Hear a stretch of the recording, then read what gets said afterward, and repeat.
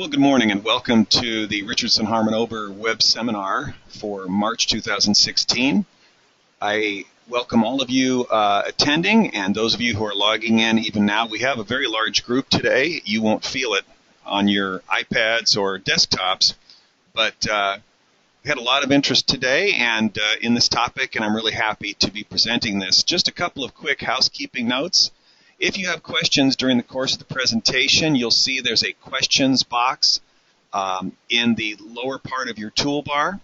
If you type that in, I will be watching that, and at the end of the presentation, we will have a 15-minute question and answer session. We have a lot of ground to cover in those first 45, so honestly, I won't be looking at questions until we're all done. Also note that the materials were emailed to you this morning and also are available for download under the Handouts tab on the toolbar on your screen. There are 5 handouts. There is the outline of the presentation that I'll be following today.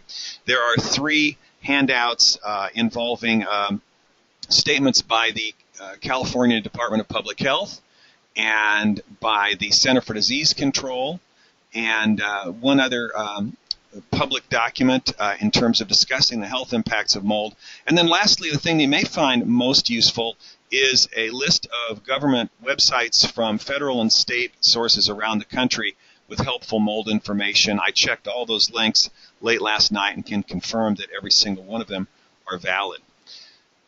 Well, in terms of who I am, most of you probably know me. I have a varied background in real estate. I've been handling litigation matters for 33 years, dealing with construction defect, real estate, and HOA problems for most of that time.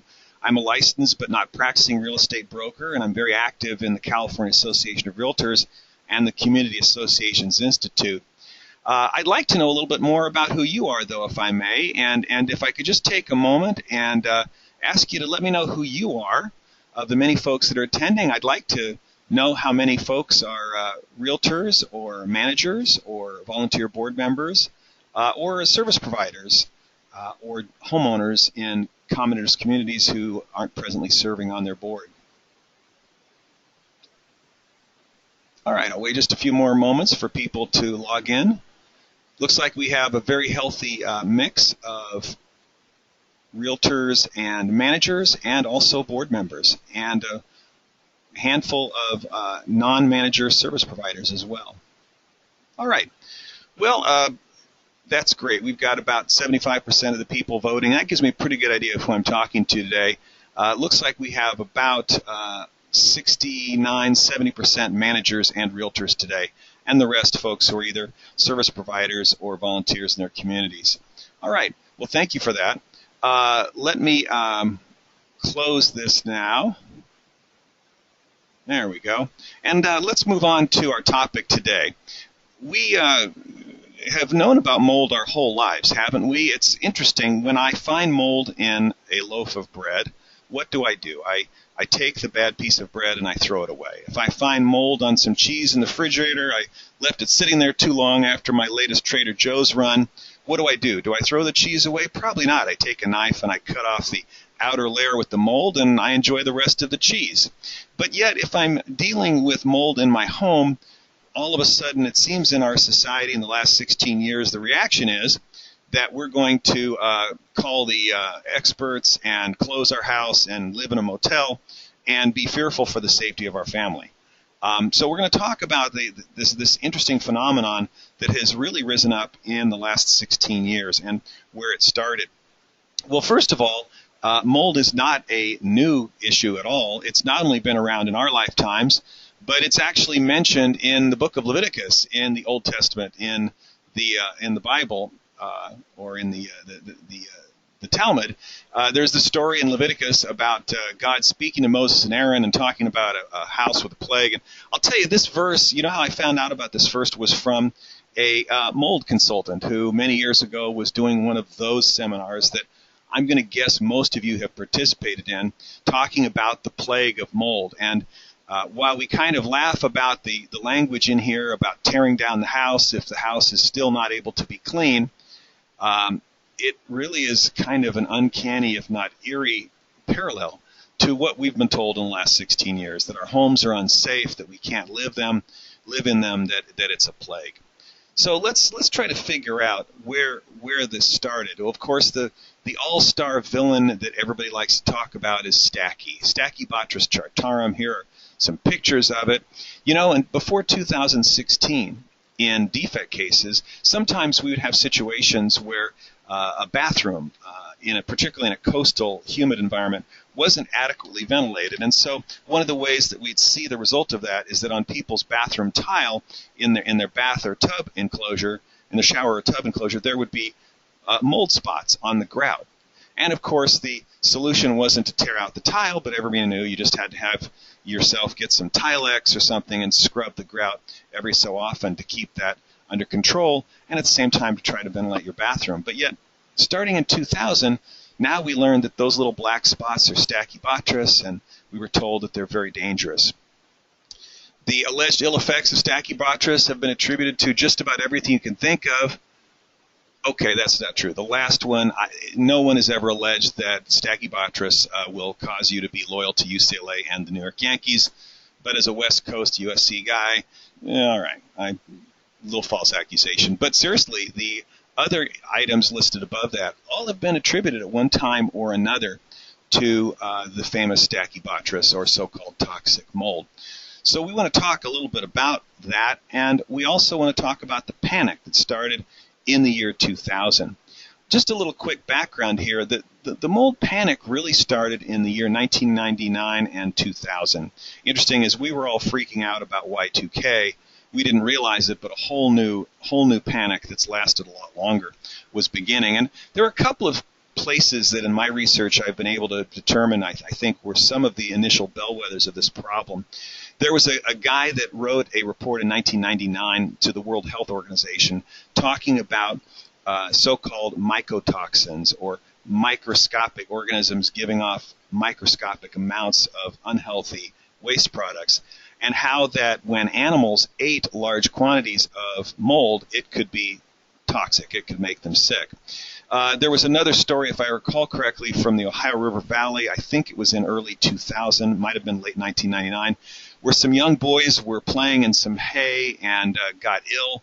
And one of the theories was that the mold in the hay had made them sick. Well, just a matter of months later, the mold scare was in full bloom. And here are some examples of actual newspaper headlines from the New York Daily News in 2001, from the New York Times Magazine in August of 2001.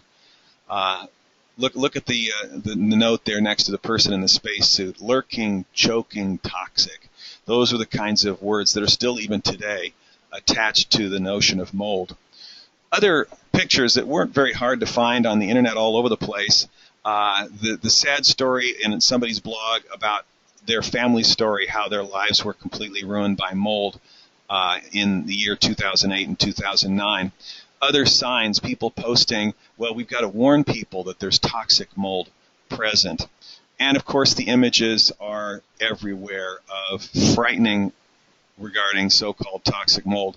This is something I found this week on a holistic type health website, and this was their description of the problems of toxic mold. And look at the very bottom line. The toxic mold, they say, is linked to other health problems like liver problems and even death.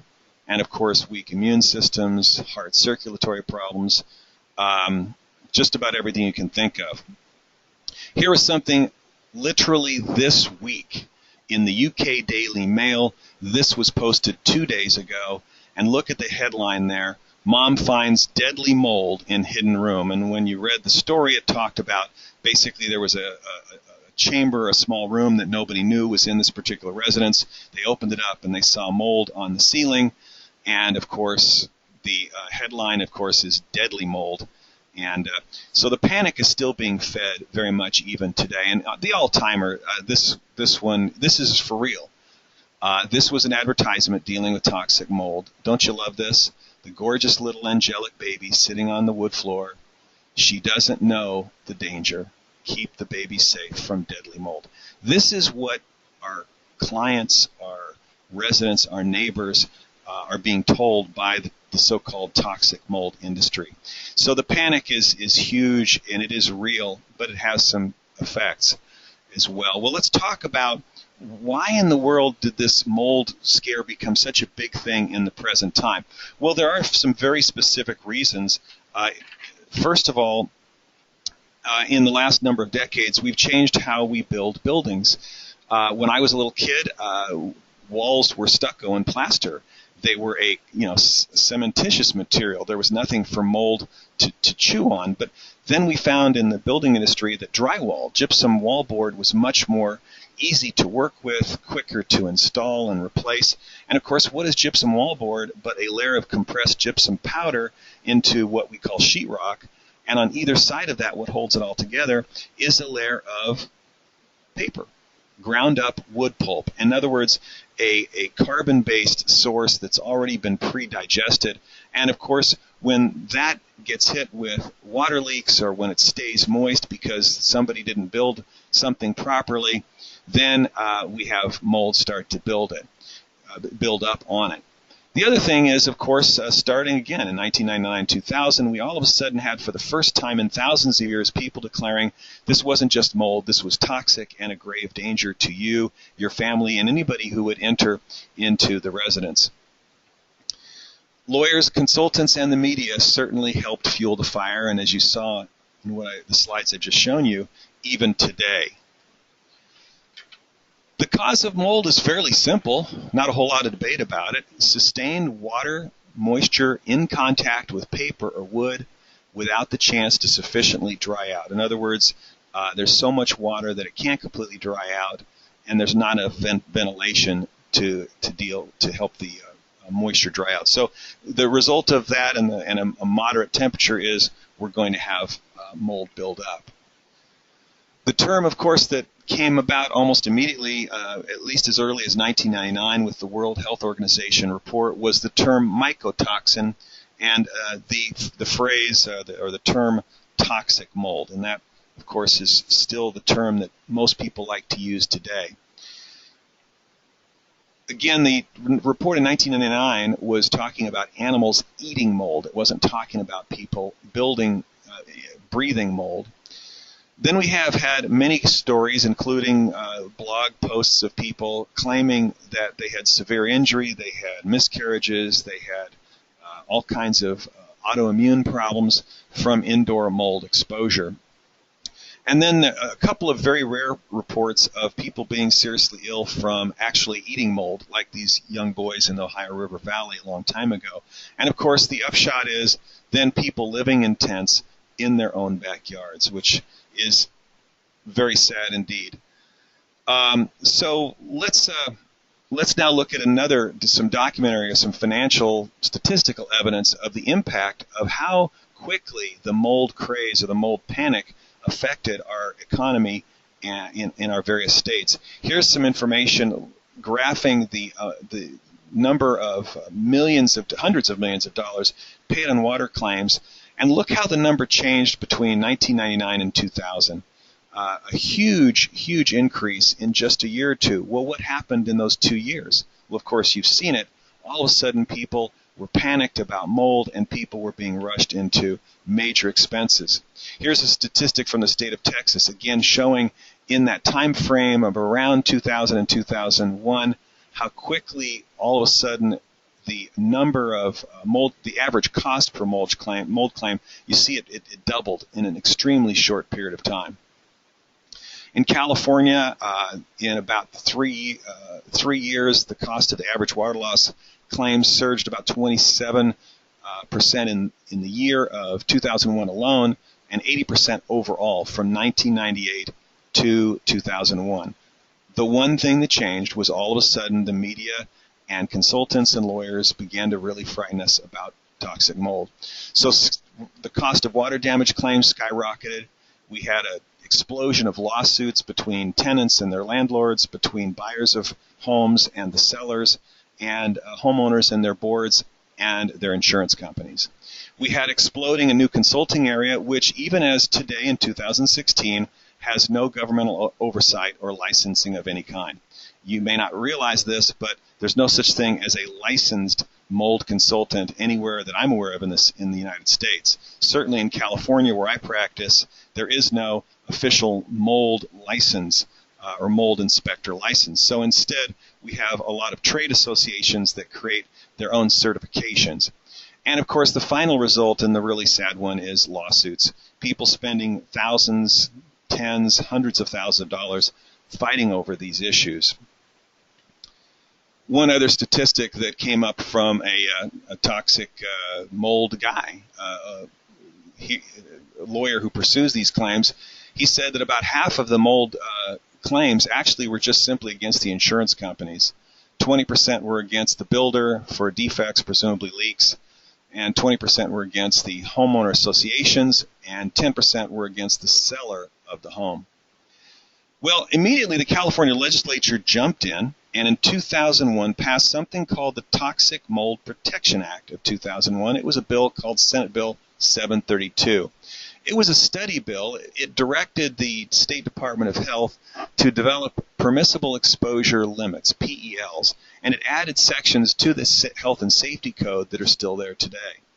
15 years later, there's been no action on this. 15 years later, there still is no official level of permissible exposure levels that have been established regarding the various kinds of mold. And according to the Center for Disease Control, which is one of the resources that I've given you in your materials today, there is no standard available on what amount or which kind of mold in any amount is considered unhealthful. Now again, that's from the Center for Disease Control. That's not from the insurance companies, trial defense lawyers, trial plaintiff lawyers. That's from the CDC, and I like to think we could trust their word on this important topic. What has the California Department of Public Health said to the legislature? Well, in 2005, they issued a public report, and these on the screen are quotes from that public report. You can see that they've indicated that there are some great difficulties in really scientifically developing a permissible exposure limit. And by the way, attendees today, the reason why I'm showing you some of these excerpts right from government publications is I know that I'm going to be telling you a lot of things today that are different than what you've heard or things that you've never heard. I don't want you to take my word for it. I want you to know that everything I'm telling you today is coming from government publications, scientific community publications. They're not coming from me. And so that's why I'm going to be showing you some text-heavy slides today, a little bit different than I normally do in my webinars. So here's what they said in their conclusion in 2005, exact quote: after considerable research, staff has determined they can't do it, that there's no way to develop a reliable, science-based permissible exposure limit. That is something that you can see in the 2005 report from the California Department of Public Health. In 2008, the Department of Public Health published an update report, and they called it an implementation update. And basically, it just sort of recapped what had already happened. And you can see in the red lettering, the conclusion was that still, as of 2008, science-based permissible exposure levels for indoor molds cannot be established. And then they cite the legislature back to the 2005 update for further information on this. So that's what they're saying. Now, what's the current statement of the California Department of Public Health on the issue? Well, they've concluded that water damage or dampness, visible mold, odor itself is unhealthy, yes. But they've said we recommend against measuring indoor microorganisms or using the presence of specific microorganisms to determine the level of health hazard or the need for urgent remediation. In other words, there's no point in testing for this stuff because the information that you get is not useful information. You're spending money on something that doesn't tell you anything, but it looks scary.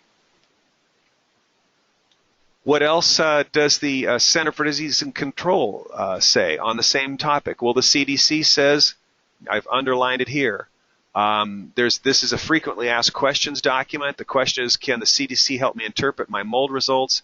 And the answer from the CDC is standards for judging what is an acceptable, tolerable, or normal quantity of mold have not been established. So, How about the EPA? We've already heard from the California Department of Public Health, now the Center for Disease Control. This is a screenshot from the EPA. I checked it last night. It's still very current. Look at the statement there in bold. In most cases, if visible mold growth is present, sampling is unnecessary. There's no point, in other words, in doing testing. Because again, the testing doesn't give us information that means anything. Now let's talk for a moment. So the bottom line here is there's no need to test for mold in most instances, because if you see it, it doesn't really matter what kind it is or how many millions of little spores are in that colony. The one time I've heard it said that it might be a good idea to test for mold is if there is a belief that the house continues to have water seepage, and maybe a mold test that shows a dramatic elevated level of mold, maybe that might indicate that we haven't found all the water leakage. But the mold isn't the problem. The mold is the symptom of the problem, which is water leakage. Now, even there, I attended a seminar many years ago at the beginning of the mold scare by a professor on how to deal with mold tests, and he gave about 10 reasons why airborne mold tests are extremely unreliable, because the data can be changed dramatically by something as simple as someone opening or closing a door or window, or somebody having taken a shower. So again, the very narrow circumstance where an airborne mold test might make sense, even then the data itself can't be viewed too closely. It's a very rough approximation of what you're looking for to try to identify if maybe there's still some water leakage somewhere. Okay? Now let's switch over to what does the scientific community say to us about the health impact of mold. Now again, people have talked about deadly mold and toxic mold. The National Academy of Sciences issued a book, and I took a picture of it on my desk here this week, and you're seeing it on the screen. This was released in 2004, okay, by the Institute of Medicine of the National Academies of Sciences. Now, what did they tell us in 2004? Because I'm pretty sure nobody told you what they said. Here was the press release. See the date? May 25, 2004. The conclusion in the press release was that available evidence does not support an association between either indoor dampness or mold and the wide range of other health complaints that have been ascribed to them. So the evidence is linking mold to coughing and wheezing and respiratory problems, just like pollen, just like dust, just like mites. It's very similar to that. Now, once again, this is from the press release, again from 2004. They said the scientific community determined in this study that there was no strong evidence attributing any of the more serious health problems alleged to mold beyond it simply being a respiratory irritant. Look at the bottom paragraph here. The report notes that mold and bacteria and dust mites and a lot of other things can cause people respiratory irritation. Now, that's not something that I remember the press splashing around in 2004. Did any of you remember this? But yet here it is. This is an actual copy of the press release. And again, the link to this press release is in the materials that I've provided today at the handout. So here's the final conclusion. The committee found sufficient evidence to conclude that mold and damp conditions are associated with asthma symptoms and coughing and wheezing in respiratory tract systems. Now, let me say right now, I am not poo-pooing the fact that to some people, mold or dust or pollen can be very harmful. I have a family member who, for most of his life, in the spring, he's always been very worried because he would have very severe allergy attacks that would sometimes have him need to go to the doctor, if not the hospital. So respiratory symptoms can be devastating to certain people. A dear friend of mine had repeated ear infections because she kept having colds in her condominium, and she had a documented loss of hearing secondary to all the ear infections that were happening because of the respiratory irritation. But that isn't the typical case, and it's certainly not what we're being told. So I'm not saying for one moment in this webinar, folks, ignore the health impacts of mold, but it's not what we've been told. The impact is far different than what the media and mold lawyers and mold consultants have led us to believe. So let's keep going. Again, this study also specifically found that there was no evidence or little evidence and nothing reliable that would support any connection of mold or fungal infestation to anything beyond respiratory irritation. All right. Another report a year later, on the October 14, 2005, the Oregon Health Sciences University issued a report that said almost the same conclusion, that there's no such thing as the toxic mold syndrome, and that it's mainly a problem with coughing and wheezing, which again can be devastating to someone who has respiratory sensitivity, but the average healthy American, a sneeze isn't something we're concerned about. And this report also was basically ignored. The only reason I found it was doing internet searching a number of years ago. That's 2005, again, 11 years ago. But let's keep going. How about the World Health Organization? Well, we don't trust the United States medical and scientific community, but I'll trust the United Nations and the WHO. Okay. Well, here's an excerpt from the 2009 report of the WHO. It is 228 pages, so I chose, you're welcome, not to include it in your handouts. However, if any of you are really interested in this, it's easy to find on the internet, or I can send you a link to the document if you'd care to read it yourself. But look at the excerpt I've given you here from the executive summary. The epidemiological evidence is not sufficient to conclude causal relationships between indoor dampness or mold and any specific human health effect. It does note that there is a suggestion, that means no proof, but there's a connection between the possible exacerbation of asthma. So again, the connection, they say in the conclusion here, as you can see, is there is an association, there is a connection with respiratory irritation. So that's 2004, 2005, and 2009. We have scientific organizations telling us that mold wasn't something to panic about. And here we are in 2016 still talking about it. What does California Department of Public Health say is the known health risk? This is from their most recent statement on building dampness, dated 2011. Known health risks are what? Well, they're respiratory irritation.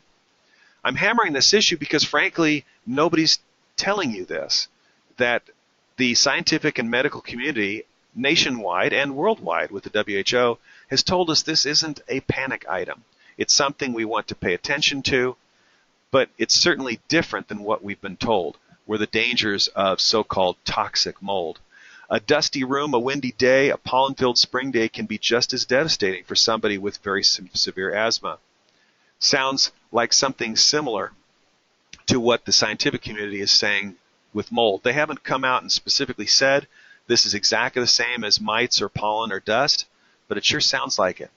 Who are the targets of mold claims? We need to talk for a few minutes about the targets because, of course, at the end of the day, it's all about people angry and scared and then asking other people to pay them lots of money. Landlords, homeowner associations, particularly condos, property sellers, and realtors are often dragged into these claims. So let's talk for a few minutes about what do we do. We found mold. Now, how can we deal with it? What is the best way to respond? Well, first, don't panic, and don't let your client panic. A number of years ago, I had a contractor at a homeowner association in LA County who was responding to a roof leak that had gone on, and they hadn't been able to quite figure out where the roof leak was starting. And they took some drywall off the ceiling of the inside of this particular condominium, and inside the cavity above the drywall, they saw, guess what, some mold. And the contractor said to everyone present, get out now, it's toxic mold. And everybody stampeded out of the condo, and for a couple of days, nothing happened. Well, that is not a rational response based on the scientific information that's available. We're going to respond, but we're not going to panic. Mold is secondary to a water leak. So the most important thing is find the leak, stop the intrusion of the water, get things dried out. That's how you stop the mold or dry rot or other bad things from continuing to get worse. Once you've found the water intrusion source, there's no need to test. If you saw mold, you saw mold. You've seen 3 different organizations telling you, the EPA, the California Department of Public Health, and the Center for Disease Control telling you that it doesn't matter what kind of mold is floating around in the air or what kind of mold is on that drywall. You got to stop the water intrusion, you got to dry it up, and then you want to clean up the mold just like you would clean any dirt. So don't spend thousands of dollars on a mold test. Don't listen to me. Listen to the governmental health sources on this. The next thing that's important is to determine the scope of repair. And be very careful about that, because a lot of times when we're in a panic mode, we're going to excessively demolish a home. And what is the star repair element even today in 2016, 16 years into the mold panic? Here's the star. Yep, this still works. So let's talk a little bit about what the EPA says, how we clean up mold in a home. And again, these are quotes from the Environmental Protection Agency. First, they say if you already have a mold problem, of course, we're going to act quickly. But look at the bottom part here. If the moldy area is less than about 10 square feet, so it's about 3 by 3 feet or so, in most cases the EPA says you can just take care of it yourself. What? You mean we don't have to go live in a hotel for a week? We don't have to have people come in with spacesuits, and we don't have to have containment areas closing off that bathroom from the rest of the place? Apparently not. We can do it ourselves. And the parameter is the technique is not necessarily bringing in an expert and spending thousands of dollars. It can be quite simple. Now, as far as I've been able to ascertain from my research, the number one source of repair protocol or cleanup protocol for mold still is the New York City Department of Public Health. They came out very early on in the mold scare with a detailed protocol on how to handle mold cleanup, and it's pretty consistent with the EPA recommendations. In a level 1, a small isolated area, they say if it's 10 feet or less, you know what? You take a moist cloth and you wipe it up. You might want to wear a mask. You might want to wear gloves if you're concerned about it, but you're basically wiping it up with a diluted bleach solution. That's it. So there's the summary. You don't need to seal off the area. You don't need to evacuate everybody. Just wipe it up. And normal maintenance people or you yourself can handle it. I have a situation that I was dealing with a few months ago where a homeowner had a leak in their bathroom, and they had been panicked into thinking that because some mold had been found in the wall cavity, they couldn't use that bathroom and they needed to have it sealed off with plastic. And so for months, the bathroom was treated like it was radioactive, when all that needed to happen was somebody needed to go in there with a damp cloth moistened with a diluted bleach solution. And that's it. The New York City Department of Public Health tells us that in a mid-sized mold cleanup, by that they mean 10 to 30 square feet, so maybe about the size of one full sheet of drywall. Look at the first point. Remediation can be conducted by regular building maintenance staff. Well, that doesn't sound like what I've heard before. So in other words, our handyman, our cleanup person, or even me, if I'm a homeowner, could take care of my own mid-sized mold situation? Yeah. You might want to put on that N95 disposable respirator that's mentioned in the second bullet point. That's a little mask. That's all it is. That's a dust mask. That's nothing terribly fancy.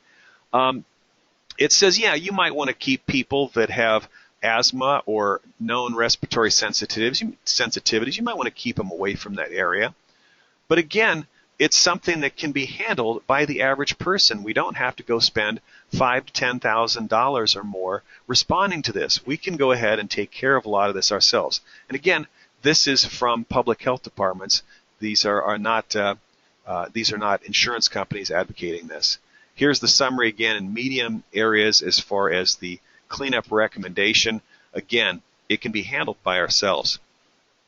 If you have over 30 square feet of moldy surface area, that is the time you may want to call the expert, because now you're beyond something that is simple and small, and you might want to have somebody look at it and help you figure out what's necessary. However, you don't want to have the expert come out and test. You already can see the mold.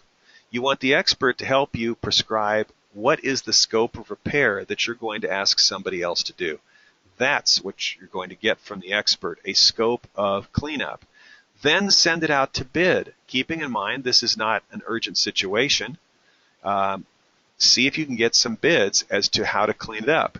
By this time, I'm assuming you've already stopped the water leakage. I'm assuming that you've demolished enough of the water damage to know the extent of the damage. Well, all right, then have a contractor or a couple of contractors give you some bids so that you have some ability to have cost control.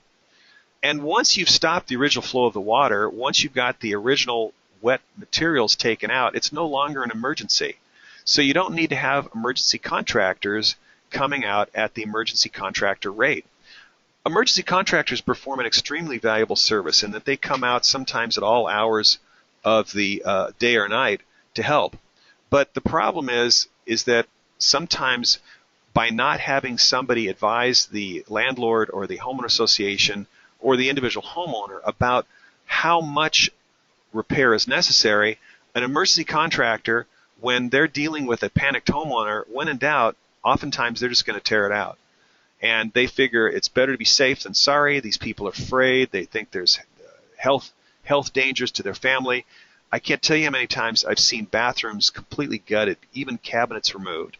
I've seen kitchens completely gutted from as a result of a bathtub leak in a bathroom upstairs, and an entire kitchen gutted back to the studs with the cabinets literally thrown away because the original situation was viewed to be an emergency. The homeowner was panicked, and so devastating amount of demolition was done in the home.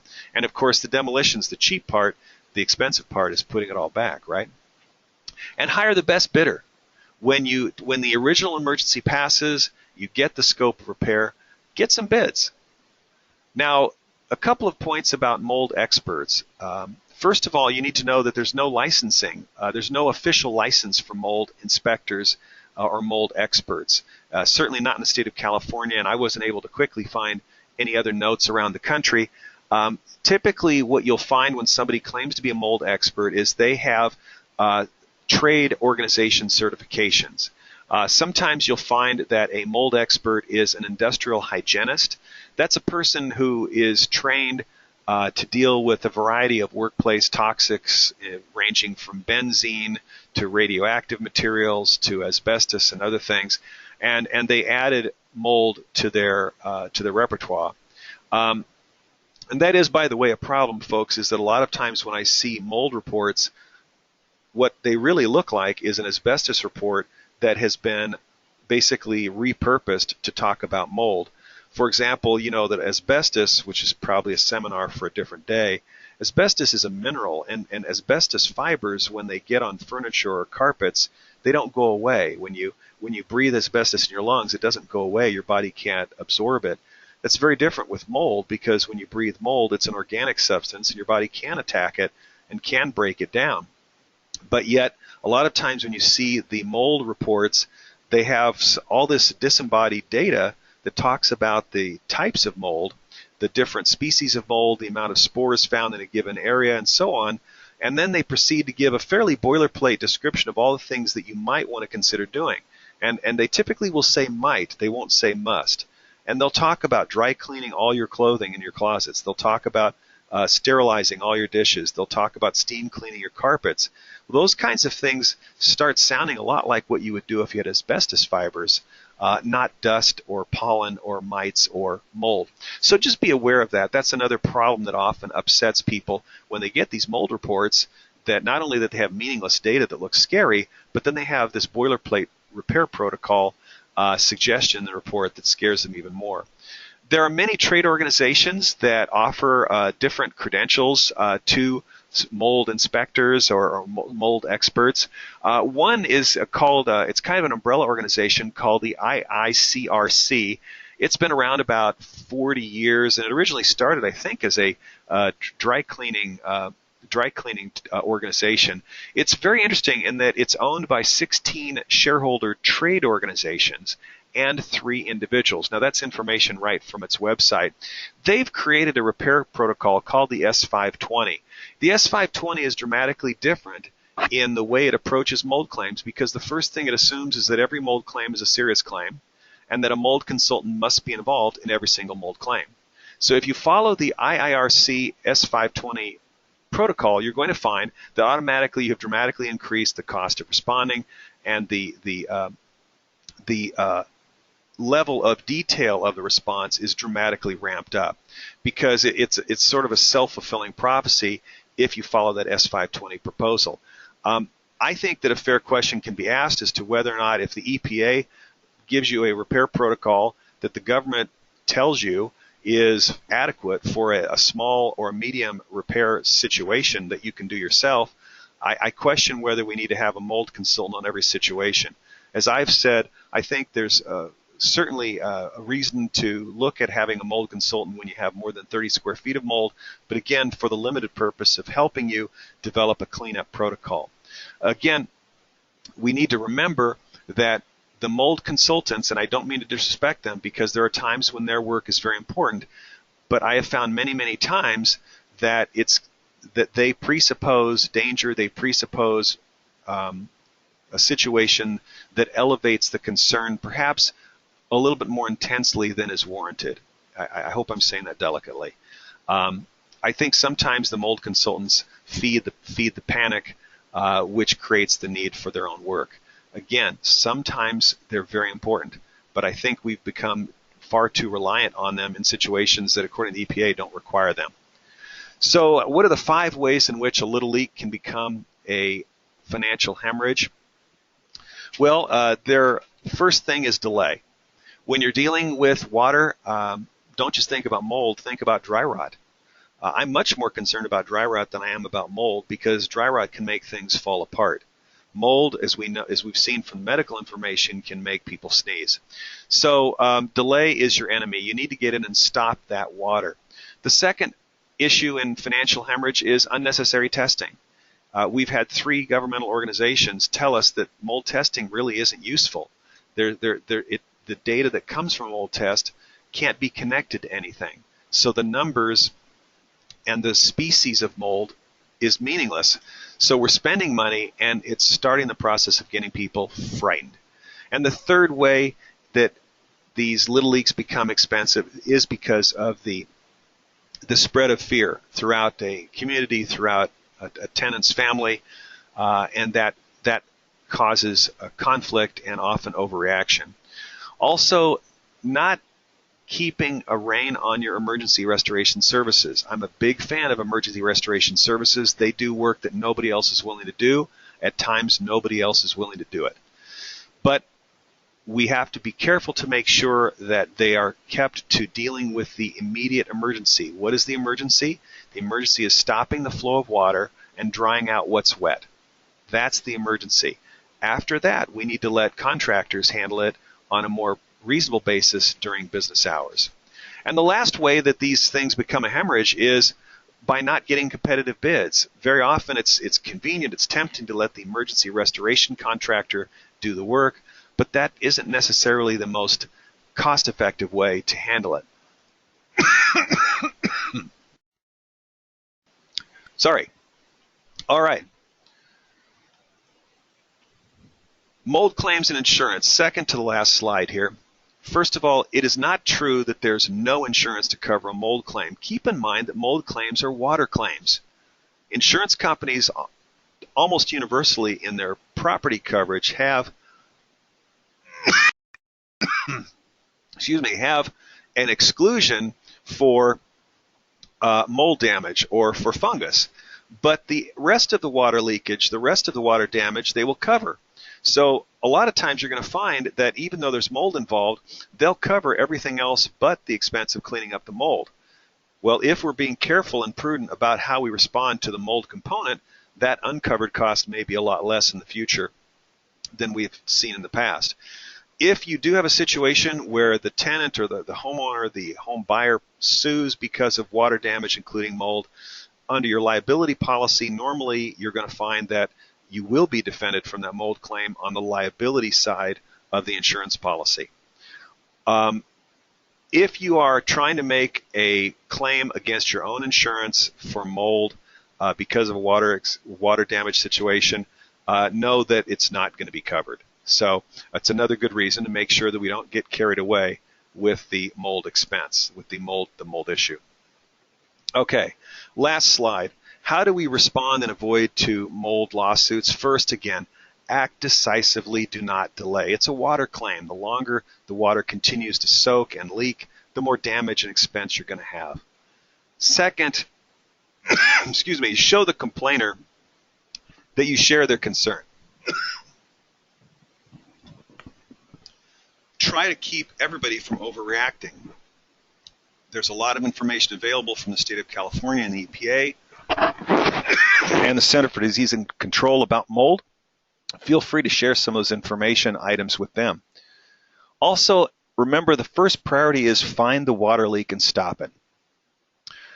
Make sure that the water intrusion source is repaired immediately. And if the water leak is the responsibility of the landlord or whoever, once you've got the water stopped, make sure you clean up the mold as soon as possible. There's no reason to let it sitting around, particularly if you find that it's a minor situation, 10 square feet or less, where you can have somebody like a handyman just quickly wipe it up. Also, make sure that you document your request for access to the homeowner or the tenant for the cleanup. Sometimes, for whatever reason, the homeowner won't give access right away, and the water damage will continue or it will exacerbate. We want to document that we made the request, and we want to document if we're getting delayed, because we're not going to be responsible for the water damage, whether it's dry rot or mold or just stained drywall, if it's getting worse just because the tenant wouldn't give us access. So is that a guarantee that we're not going to have mold lawsuits and mold problems? No, far from it. As long as we have water infiltration, we're going to have mold situations with the way we build things in our modern society in the United States. But these are ways that I think you can control the cost. You can reduce the probability that people will panic, and that the people who ultimately will benefit will be the lawyers and the mold consultants. So, a lot of material we've covered today. We've been actually gone 1 minute over my intended goal. We're at 46 minutes. I'd like to have some time to respond to questions, and let me see if I can open that up. If you have questions, you can put them in the question box. And excuse me. My goodness. All right. A couple of folks have asked if the slide presentation can be sent, the PowerPoint presentation can be sent out. And the answer is yes, absolutely. I'd be happy to send copies of the PowerPoint to you. If you just drop me an email, I'll send you a Adobe format printout of the slides for your reference. I think that probably, again, the most significant material that I've given you today are the government website sources. I think you'll find those the most helpful. All right, another question from Matt. When the experts are generally the contractors who prescribe mold repairs or remedies, what can one do to prevent being taken advantage of? Well, that's a great question, Matt. I think one of the things that that you need to make sure is that you separate the person who is recommending the scope from the person who is doing the scope. So, if we're dealing with a significant expense, a significant repair situation, then a lot of times you're going to find that it makes sense to pay a consultant, a mold consultant, or a contractor to write specifications or a scope of repair that then can be given to the contractor. If it's a small situation, again, if it's a smaller mold infestation, it's 10 square feet or less, you probably don't need anybody, because you've got a smaller situation that doesn't require a huge expense. But whether you're dealing with mold or a roof replacement, whatever the major expense, I always like to see the consultant that's recommending the work not be the person who's going to do the work, so that you make sure there's no possibility that that person is recommending what's most convenient for them or what they prefer to do. All right. Great question, Matt. Thank you for that. Carl points out that there is a CSLB license for waterproofing contractor. That's true. I'm specifically talking about the so-called mold consultants in this presentation, and a lot of them have information about certifications or organizations that have given them different credentials, but that's not somebody that's been blessed by the state of California. Yes, I apologize for the coughing, Steve. I don't have mold in my office. I just have a dry throat. So thank you for that. All right. Julie asks, when should we test for mold? Well, to recap, I think the EPA has said that there's rarely a situation where it makes sense to test for mold, because it doesn't really matter what kind of mold we have, and there's no scientific or generally accepted number of spores of a given kind of mold that's considered dangerous. Lastly, as I mentioned, airborne mold tests are extremely susceptible to being affected by the most minor things, like if somebody's opened a door, somebody had the window open recently, they cooked breakfast, they took a shower, they vacuumed. A variety of things can kick up or change the mold in a room in just a matter of a couple of minutes. Again, Julia, I think that the one circumstance where I have seen mold tests make sense, an airborne mold test, I mean, is if we have a situation where we think we've found the water infiltration, but the homeowner is still complaining of headaches and respiratory type irritations, and we can't figure it out. Sometimes in that situation, it may make sense to do a mold test, not because we're concerned about the specific species of mold, but we're concerned about, is there a dramatic difference between the ambient level of mold from room to room, or the ambient level of mold inside and outside that residence. Sometimes that very crude comparison, if there's a huge difference, may really indicate that we did not, in fact, find the source of the moisture, and we need to keep looking. Okay, so but again, the vast majority of situations that you're dealing with, realtors and managers and boards, the leaky bathroom, the leak from a window or the roof, the key thing is to find out where the water's coming from, and we don't really need to do a mold test because we know it has to be wiped up. Let's see. Some great questions here. I hope I can get all of them in the time left. Patricia has a question that she says, vendors have been sent out unable to locate the source of the leak, and the tenant has bedroom furniture showing signs of mold. The tenant has been asked to move out so that contractors can enter and begin locating the source. Is an owner responsible for tenant's personal property? Patricia, that's hard for me to answer in a blanket way because I don't know specifically that situation, which I assume is not a hypothetical. I have seen situations in a number of occasions where a homeowner or a tenant just didn't ventilate their home. They didn't open the windows. They for whatever reason, didn't run the bathroom vents to let bathroom shower moisture out, and they wound up having a buildup of mold and mildew all around the interior of their home because it was just too humid and wasn't ventilated. So I've seen that a number of times. I will tell you, by the way, on this area of mold, if I can just digress with a small anecdote, a longtime friend called my wife about 9 years ago now. And when you're married to a lawyer, often people don't want to call the lawyer for a favor. They'll go to the spouse. And so this person, it was a good friend, called my spouse up and said, we bought a house and we can't move in because there's toxic mold, and we don't know what to do, and we've been living with friends for 4 days, and it looks like we're going to have to go camp in the backyard in a tent until we figure out what to do with our house. So I called this friend up and said, well, tell me what's going on. And well, you probably have heard this story yourselves many times. They were walking through the house. They had closed escrow. They were walking through this empty house with a contractor to talk about redecorating and some repairs. And at one point, they pulled off some old wallpaper off one of the bedroom walls, and underneath there were black speckles. And the contractor said, "That's toxic mold. Get out now."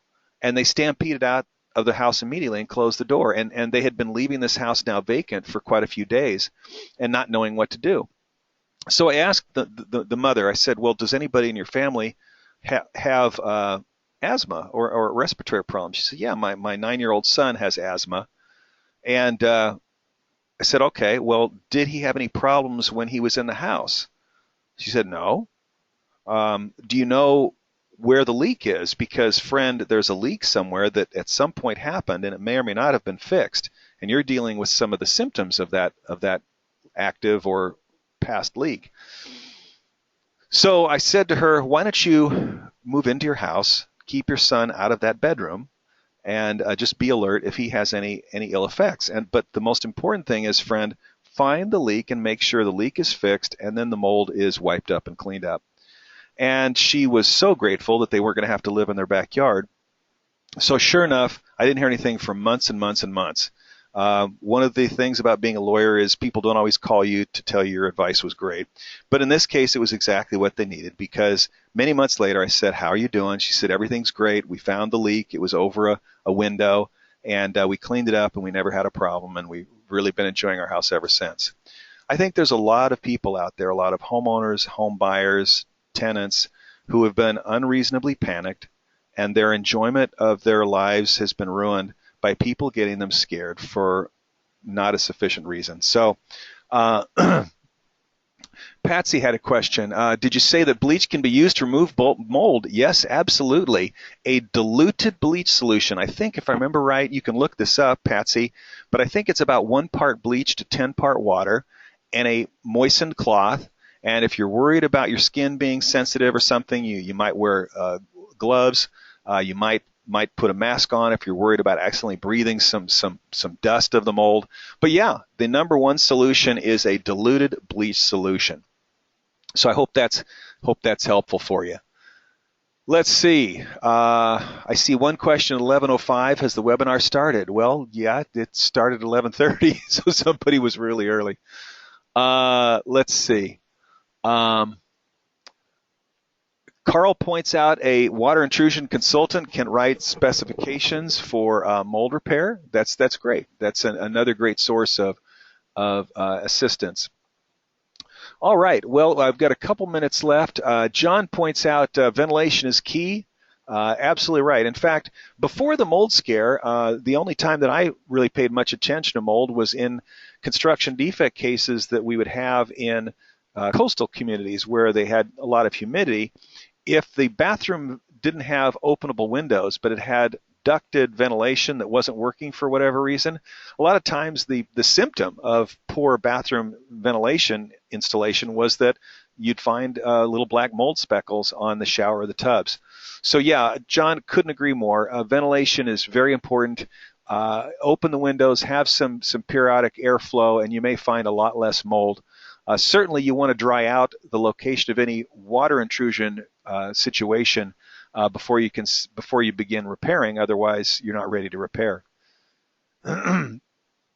All right, let's see. We've got a couple more questions. Let me see if I can squeeze one more in here before we hit our 1 hour mark.